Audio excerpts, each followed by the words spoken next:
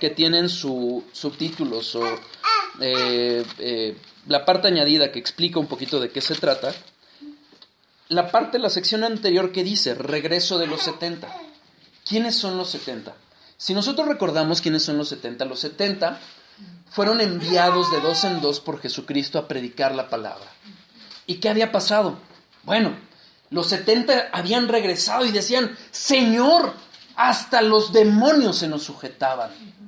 ¿Pero qué les dijo Jesucristo? Versículo 20, si lo vemos, por favor.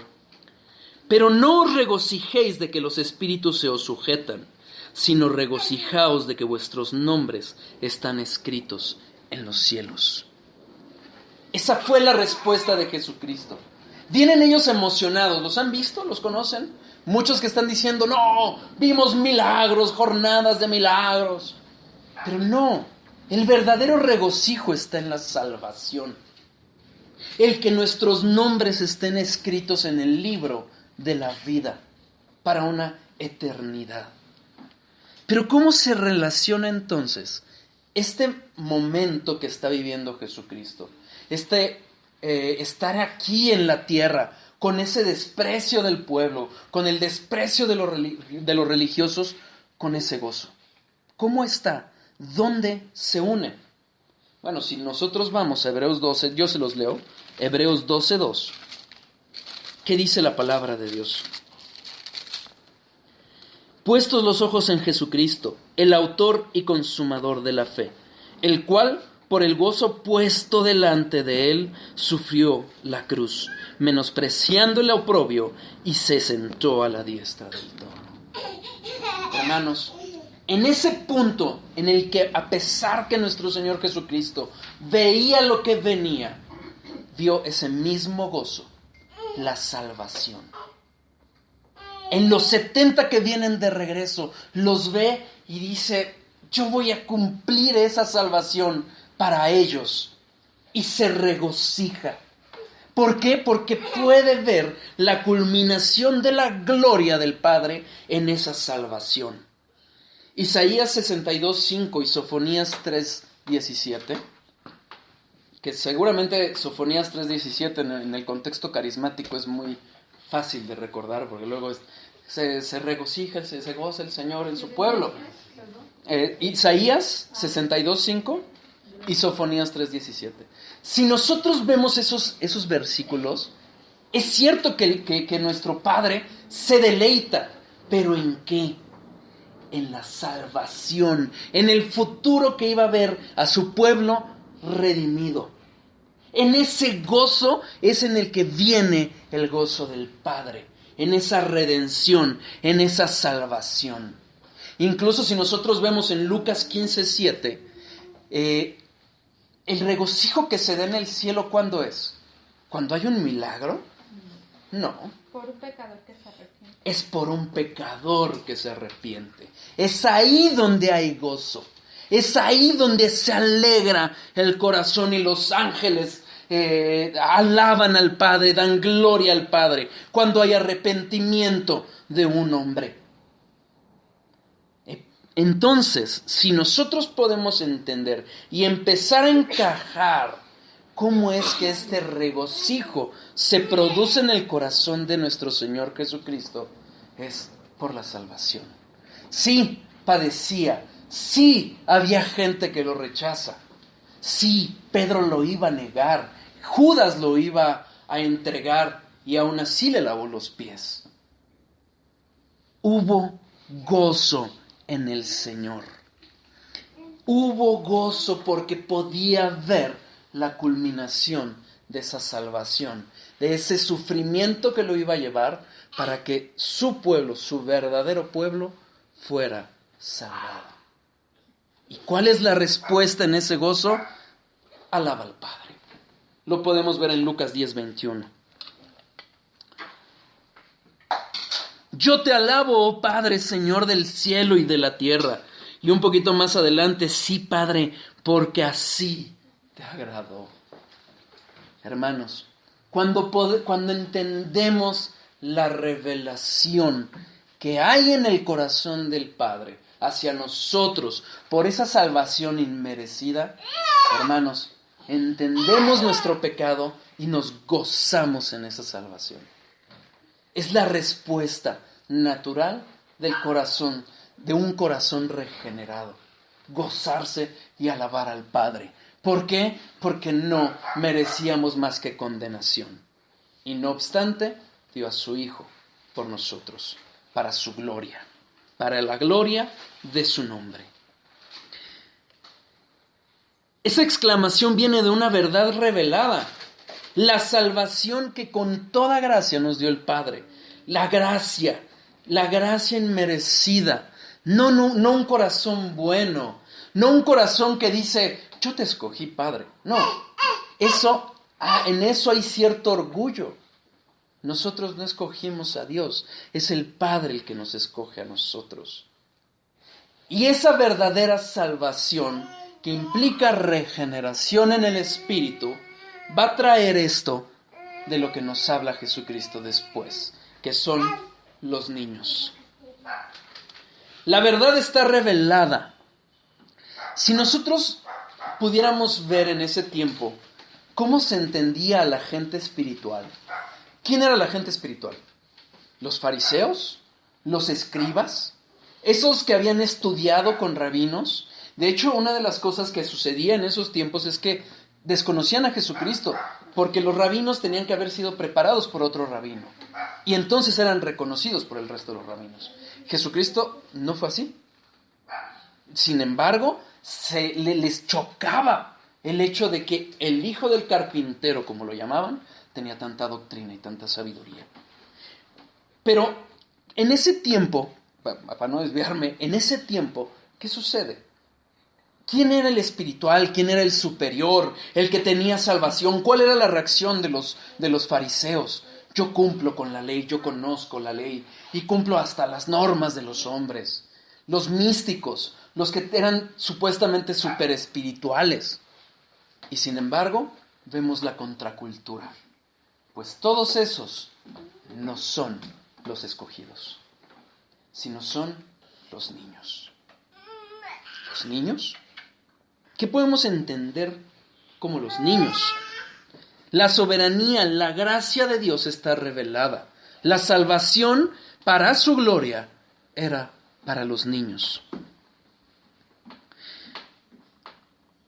Si nosotros vemos la situación de entonces, como fariseos eran ensalzados por los hombres, hoy podemos ver una situación muy similar.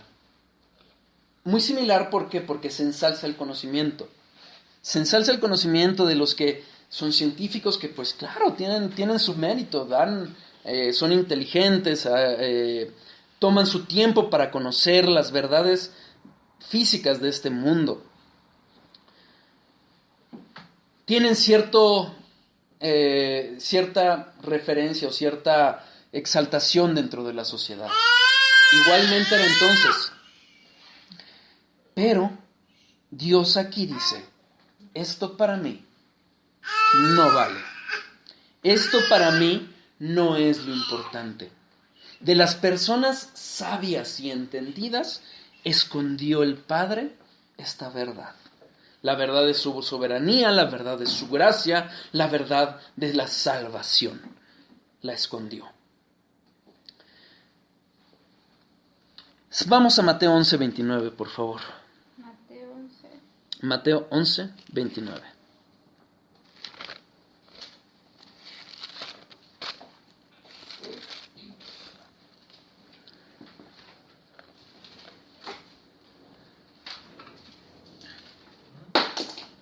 Dice la palabra de Dios: Llevad mi yugo sobre vosotros y aprended de mí, que soy manso y humilde de corazón, y hallaréis descanso para vuestras almas.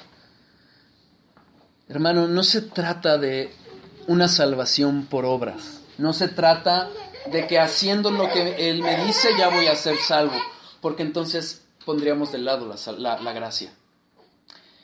Aquí, ¿qué nos está diciendo Jesucristo?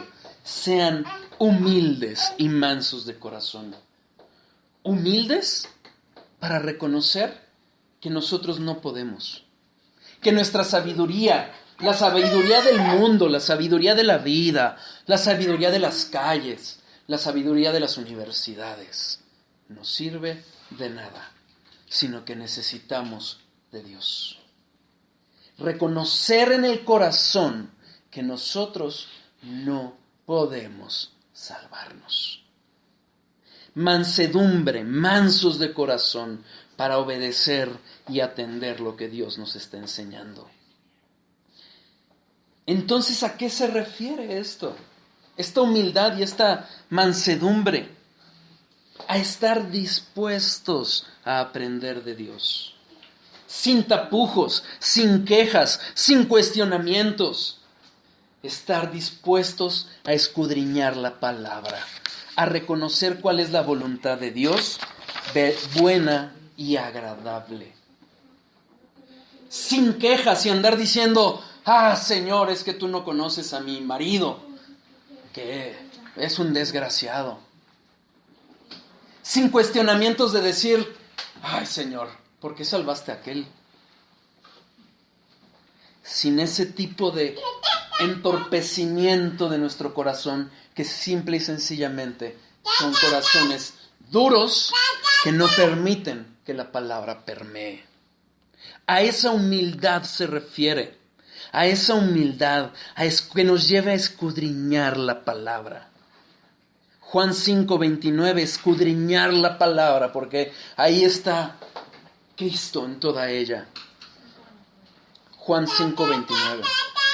Hechos 17:11, en donde nos dice que los bereanos eran más nobles que los tesalonicenses, porque escudriñaban la palabra. Primera de Pedro 1:11, donde aprendemos que tenemos que estar listos para la defensa de nuestra fe. No nada más quedarnos en la superficie de, bueno, mira, ya me sé Juan 3:16 y eso me sirve para toda mi vida cristiana. O a empezar a agarrar versículos y sacarlos de contexto. O empezar a defenderte diciendo, bueno, es que esto es lo que siempre me enseñaron.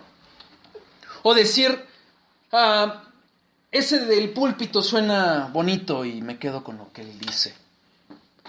O peor aún, traer en tu corazón preconcepciones acerca de Dios. Es que si yo digo que el amor es bueno, entonces el amor entre homosexuales es bueno.